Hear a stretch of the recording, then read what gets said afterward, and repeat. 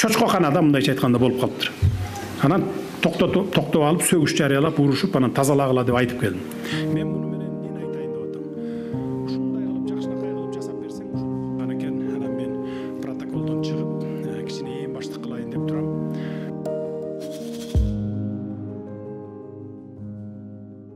Бүгүн мына Караколду аэропорту көрүп келейин деп Караколго бардым, эртең менен эрте туруп. Жолдо келатып, Кудай буйрса Каракол шаарындагы аэропортту, бул эл аралык аэропорт болот. Муну октябрь айында ишке киргизебиз буйрса. Андан келатып Жыргалаң курортуна дагы бир 5 жылдыздуу болбосо да 3 жылдыздуу, 4 жылдыздуу кылып туруп, жакшынакай эс алуу борборлорун куруп атабыз. Аны да ушу августтун аягында, сентябрда ишке беребиз. Аны дагы кийин көрөсүздөр. Анан мен протоколдон чыгып, кичине эң баштык кылайын деп турам. Андан келе жатып, ары өтүп, бери өтүп атып, түптүн баягы центринен өтөсүң да. Өтүп келатсам, баягы аткана биякта калсын да. 3 ай мурун кыш кетти. Кышында жолго сепкен кум ошо ойдон жатат. Бордюрдун жээгиндеги мусорларды сураба. Чочкоканада мындайча айтканда болуп калыптыр. Анан токтоп алып, сөгүш жарыялап, урушуп, анан тазалагыла деп айтып келдим. Анан мен протоколдон чыгып, кичине эң баштык кылайын деп турам. Асман шаарынын долбоору даяр болуп калды. 30-июнда Кудай буйрса кутучасын салабыз. Ал шаар башталат.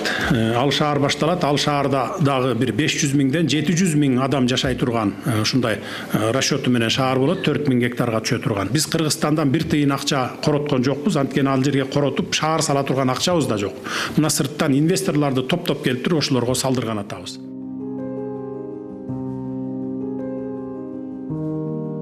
Тамчыдын аэропортунан чыгып эле бери карай кайрылдым. Мындан бир 1,5 ай болуп калды окшойт. Жолдун жээгинде бир кечиресиздер, туура эмес баягындай бир орой сүйлөсөм, туалет турат да. Эми аялданма. Туалет сыяктуу. Токтоп эле токтогон жокмун, чалып айттым, мону ким курду? Көчөгүлөп жакында эле жок эле бир жума мурун могу туруп калыптыр. Ким курду? Кайсы акчага курду? Канча акча коротту мага билгиле десем, Ген прокуратура бир жумадан кийин берди, 3 күндөн кийин. 840 миң сом коротуптур. Айыл өкмөт куруптур, кумтөрдөн түшкөн фондтон акча алыптыр да куруптур деп. 840 миң. Ошону мен 40 миңге да курбайт элем ошону. Бир 20 миңге куруп коет элем да. Анан камалды. Мына бүгүн 2 эселеп төгүп атат. 2 эселеп акчаны кайтартып атат. Мен ал жерге проект жасаттым, ар жакка кеткен, анан бер жакка кеткен остановканы, аялданманы жакшынакай кылып туруп, бүгүнкү замандын талабына ылайык кылып немесин даярдагыла, сметасын. Эскизин даярдагыла 328 миң сом менен болот экен. Эми аны 5 күндөн кийин ошол остановканы көрөсүздөр, ары өтүп, бери өтүп. Ушундай эле дагы бир мисал Таласта да болду да. Таласта бир балдар площадкасын, балдар аянтчасын жасадык деп туруп 4 миллион 800 миң сомду ошол жерге көмүп салыптыр. Ал жерге 800 миң сом да кетпейт эле. Алар да камалып азыр 5 миллион 6 миллион кылып 2 эсе 3 эселеп төгүп атат мына. Анан мен протоколдон чыгып, кичине эң баштык кылайын деп турам. Мындан ары мыйзамдарды өзгөртүү киргизебиз. Мисалы азыр бүгүнкү мыйзамдар боюнча корогон акча, урдалган акчанын өзүн же болбосо 2 эсе кайтарасың деген эле нормалар бар, статьялар бар. Биз 5 эсе, 10 эсе кайтармайын түрмөдөн чыгарбайбыз деген мыйзам киргизели деп атабыз.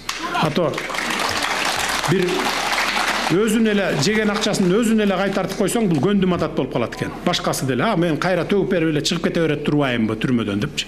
Кайра 10 эсе кайтартып, 5 эсе 10 эсе кайтарган майын чыкпайсың деп койсо, ошондон коркобу деп атам да мен. Ошон үчүн мындан ары андай уурулуктар болбойт. Мына ушул